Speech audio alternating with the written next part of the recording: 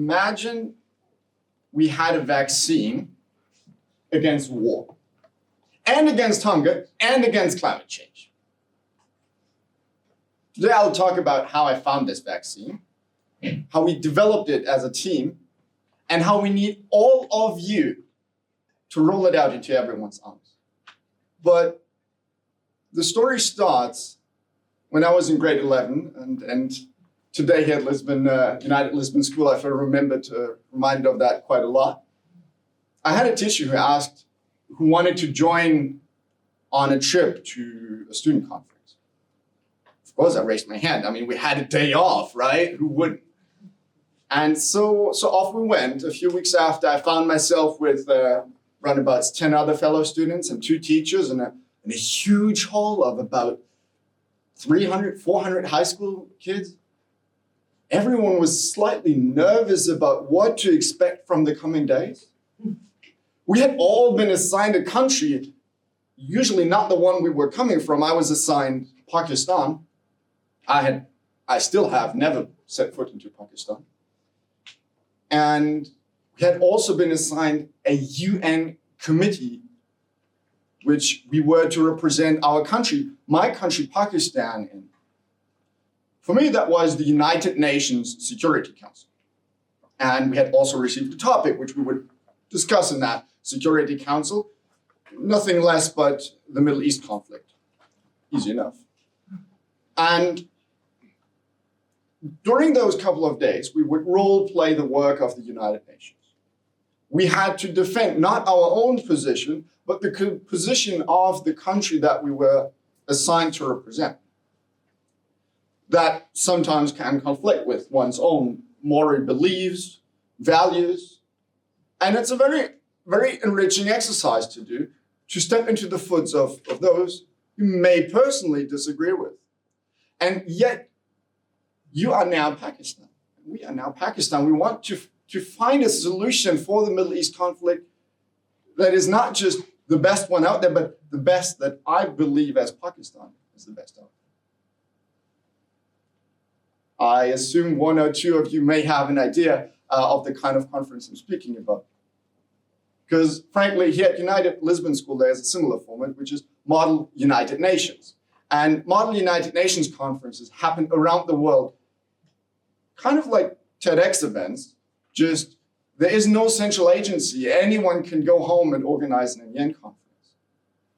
Model United Nations, those are these student conferences happening in schools and universities in almost any city around the world. And what I learned during those couple of days that I represented Pakistan was that maybe what I had believed was the truth or the way to look at something, maybe that's a justified reason why others believe otherwise. And so that to me was so enriching. I thought that was the greatest thing. I had a wonderful time, but I would have never thought that MUN would be this vaccine. I later started studying mechanical engineering in university. If you have any stereotypes about German mechanical engineers, all of them are true. And so being able to break free of the small town engineering bubble and go out there and see the world, meet people who study not only law and international politics, international relations, but medicine and biology and all possible things. And they come from all walks of life. You ask them where they're coming from, and you better bring 10, 15 minutes along. And so to me, that was the way to go out and explore the world, to start speaking English, to see towns between Kuala Lumpur and New York, between Panama and Dubai. And frankly, that's what got me here today as well. Now, how could a student simulation of the United Nations, which in itself often fails to bring peace, to end hunger, to fight climate change, despite all the resources, the authority, how could a student simulation of this agency be this vaccine? Well, MUN won't change the world. However, just like a vaccine doesn't cure a sickness, it gives you a little dose of it, just enough so that you can grow strong. You can grow antibodies. I'm not a doctor, so please don't take any medical advice from me. But it's the antibodies that will fight off that disease when it's coming. And that's where MUN comes in. MUN changes the people that will change the world. It is creating the physical antibodies in our society, young, internationally minded students that go out there, that know how to tackle an argument, that know the other perspective, that value the other perspective, and thereby bring about peace, stop hunger, and climate change. A few years after that, I was a chairperson at a large conference. The chairperson is kind of presiding over one of those MUN committees, and it was in New York. I had 300 students in front of me. Always two would represent one country, and I was so hyped. But I came back home and I was disillusioned.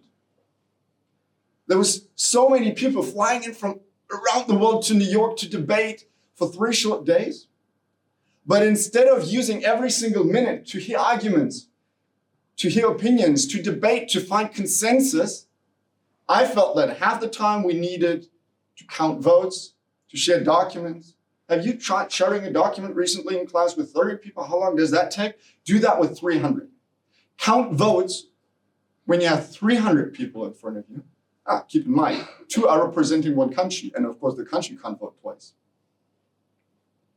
I drove home, I mentioned the German engineering stereotypes, and I thought there needs to be something out there that's better. And if you've ever visited a parliament, you may have seen that in parliaments, they often have these little buttons to vote on. And then in the UN, for example, you see those boards, kind of like a sports game board, billboard, where you would see who voted how. And I thought, that would be the coolest thing. I just couldn't find anything out there that really did the trick.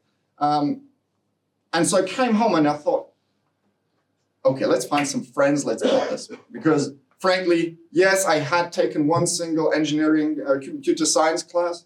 I was miserable. I just passed. That was lucky one. But everyone I talked with agreed, which is seemingly great, but everyone only agreed to the extent that, yeah, someone should do something about this. Yeah, someone. And then that usually was the end of that conversation. And it stayed like that until 2020, when the pandemic hit.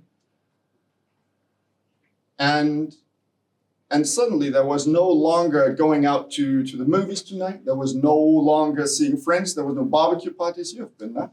And so 3 friends of mine and me, we thought, remember that idea for this software to vote, to share documents? How great would it be to build that so when finally this pandemic is over and people are coming back into the room, we can vote, we can debate better. And so we started making first sketches. I mean, we had no real clue about engineering or computer science, coding, none of that. But we just loved the idea.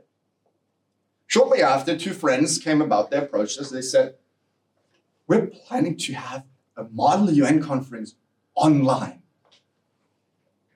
Right now, it seems like, okay, where's the news? Back then, that was a huge thing. And so they, of course, needed to equally count votes, share documents, just like we did in New York. They needed to do that. How do you count the votes for the people on the second slide of the Zoom call? How do you share documents with them? And so we made it happen. We built this, I hate to call it prototype. When I look at it today, it's a shabby old thing, but frankly, we've been developing it for 3 years now. It's come a long way.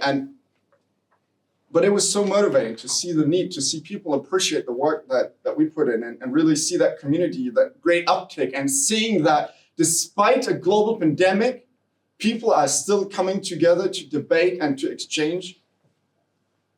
And that was wonderful to see.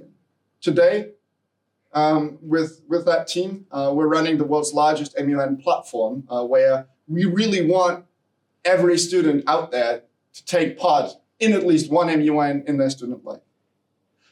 because MUN had that transformative aspect on us. Because we are who we are, because I stand here speaking English because of MUN, because I stand here being able to maybe halfway present your call, because that is all that I learned from MUN. We are building the tools to make MUNs not only more engaging while you're there, we're making them more accessible so you can find the conference next door, and we're making them easier to host so that students can do what they're best at. They can go out there, organize these amazing conferences just like this very one. Now, this is how we discovered and eventually built that software, but just like with every vaccine, it's not done once you have found the vaccine, right? We experienced that all. Remember all those queues, people trying to get those vaccines, right? Well, this is where you come into play. This is a global community, and it lives from people spreading the word. And I want to do this as a community aspect, and I think there's 3 ways we can all contribute to that. This is going to an MUN conference, starting an MUN club, and organizing your own Madrian conference. Let's walk through those. You can go and just Google for an MUN conference. There's some conferences right here in Lisbon. You would find them anywhere on the planet. And it's this super enriching experience. You can tell people about it. And you can then start an MUN club in your community, in your school. Get people excited. Support an MUN club if you have the means. And then if you really want to go big, you organize a conference, you invite people to your place, and be the facilitator for all those amazing ideas. I believe that Model UN is the vaccine to end all war, end all hunger, and end climate change. The development of that vaccine will always improve. We're giving our best to do that. We need your ideas, we need your input. But moreover, we need all of you to go out there and to be that voice, to share the word, to spread the word, so that every student can participate in at least one MUN in their student life. Thank you so much.